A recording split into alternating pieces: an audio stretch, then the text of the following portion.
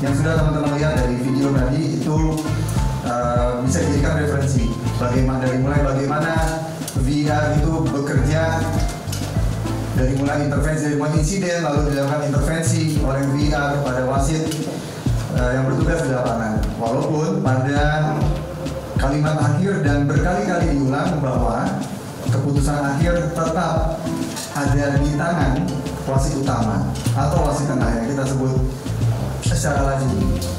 Tapi dari sisi aplikasi atau teknik perwasitan ada bahasa delay flag. Proses permainan akan dibiarkan untuk berlanjut terus hingga permainan itu terhenti, entah karena gol kah, entah karena pelanggaran kah. Ini penjelasan terkait modern referee. Apakah itu modern referee?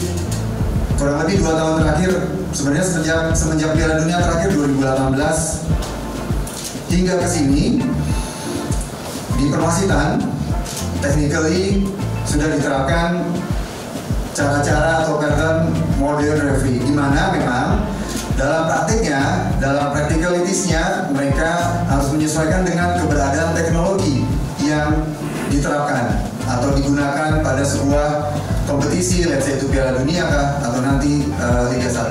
Contoh mudahnya adalah penerapan VR. Tadi teman-teman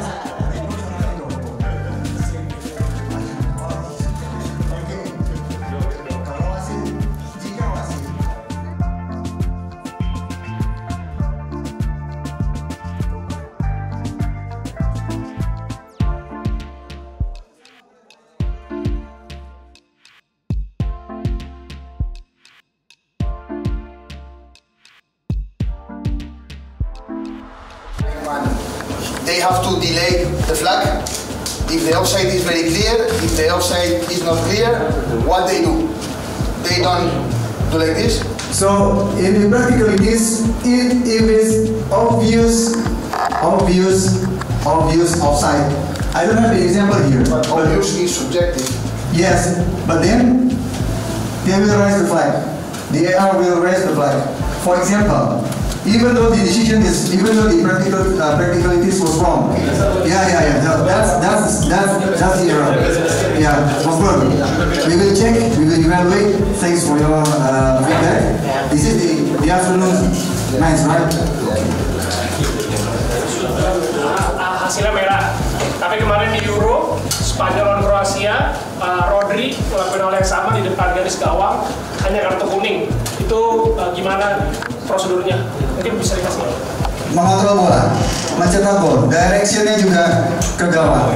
Dan itu pemain bertahan terakhir lah sebelum kiper yang berhadapan. Saya tidak. Itu dia babak.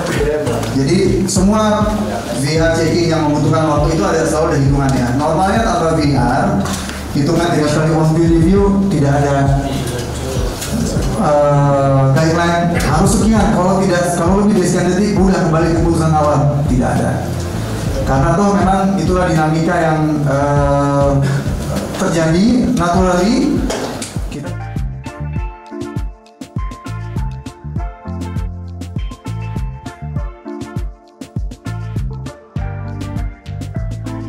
Bagus, Carlos.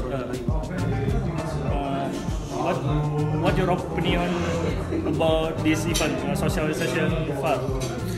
Well, it's important that the players and the staff are informed about these kind of things. It's the first full season that VR is going to be in the Indonesian League. So I think it's important that we know exactly how they are going to use it. Your hope about VAR in Liga 1? Well, I hope that VAR help the league to manage to improve the quality, no? Because this is the use of the VAR to avoid big mistakes, to make the league more fair, and hope it can be a solution and not a bigger problem. Last question, what's the target Persija in Piala Presiden? As always, we come here to win first the first game against Madura, and then we will think in the second game. We have to go day by day. It's not easy because there are few training sessions in the legs of the players. Some players arrive almost this week, so it's going to be hard for us. But opportunities for everyone. Everyone who want to play will try to show, and we come here with the idea of winning every game. Thank you, Coach. Thank you.